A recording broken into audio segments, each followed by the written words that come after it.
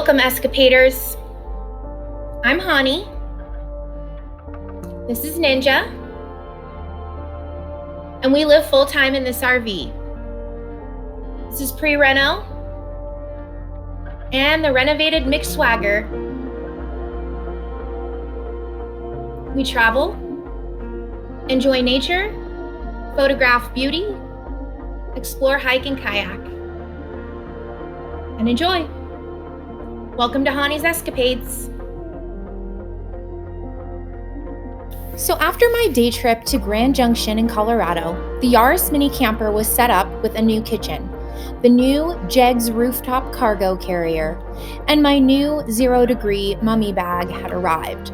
So I was ready to tackle colder weather in Capitol Reef for an extended weekend. I left right after work on Thursday, November 21st, and headed from Moab to Capitol Reef, arriving just minutes before dark. The drive took about 2 hours and 40 minutes, driving through Green River and past Goblin Valley State Park. There is a very cool stop along the drive at a gas station called Hollow Mountain, which is literally a store situated inside of a rock. Very cool. They also have newly renovated bathrooms that were immaculate and had great ambiance. My end goal was Beas Lewis Flat Dispersed Camping, which is designated as Bureau of Land Management land. It is located a short 3.3 miles from the small town of Torrey. I stopped in at the Chuckwagon General Store in Torrey for a shower on Saturday, but they had already shut down their water for the season. Beas Lewis Flat BLM land is also a short 2 miles from La Cueva, an excellent little Mexican food restaurant that I indulged in on Friday after a long day of rigorous hiking. Simple, easy, and delicious. The first night, I got settled in the Yaris mini camper with all of my upgrades, included from my last episode and trip to Grand Junction. It was also time to try out my new JEGS rooftop cargo carrier and put it to the test for strength, durability, and utility. And the next day, I checked out the flute shop, per a friend's request, then dropped in at the visitor center, strolled through Ripple Rock Nature Center, and Dock Inglesby picnic area. Then off I went down the scenic drive to Grand Wash. I decided to hike part of Grand Wash and then took Cassidy Arch Trail. It was a rigorous climb, but well worth the effort. After that, I finished the scenic drive by visiting F. Hanks Tower and then darted off to La Cueva for an iced tea and a warm quesadilla. Day 1 and 2 were successes. I hope you enjoy the show, and please join me next week for the next installment of Hani's Escapades and part 2 of Capitol Reef National Park, where I check out the famous water pocket fold, hike up Chimney Rock, and then hike to Hickman Bridge before heading back home to Moab. If you like these videos, the best way you can support me is by subscribing, liking, and/or commenting. And this episode is dedicated to Bonnie Alvarez, my most ardent critic and fierce friend, who has pushed me to make my voice heard on these vlogs, to tell my story, and to not be afraid of the unknown. I'm eternally grateful for all your advice, suggestions, and feedback. Enjoy!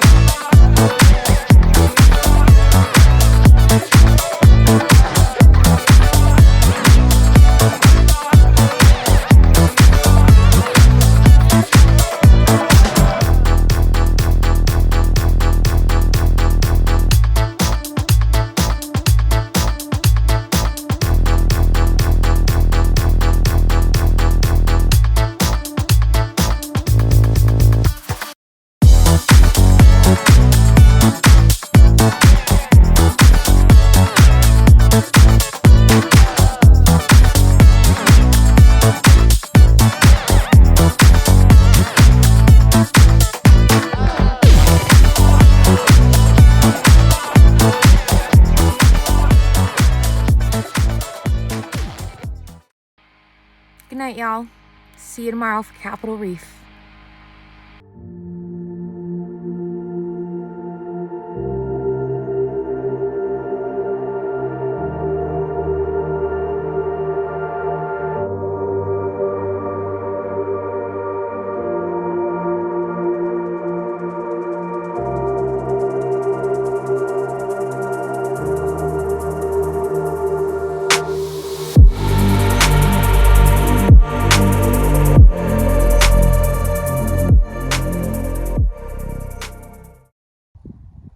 So this was my campsite last night. And the view from last night in the morning, that's pretty spectacular.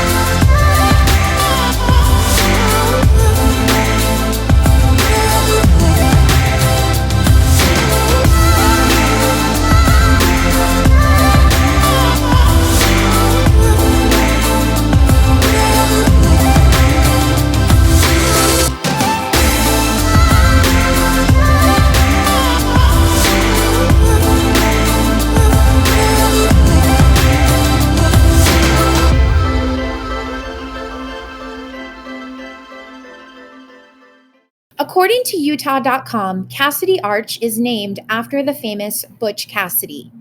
Cassidy Arch is located in the central portion of Capitol Reef National Park, specifically just within the western walls of Grand Wash, beside the scenic drive. The hike of Cassidy Arch is 3.5 miles round trip. The arch is large and spectacular, photogenic at almost any angle. It sits 400 feet above the scenic drive and the Grand Wash Trail, offering a pleasant diversion on any trip. The climb is steep, but worth the visit.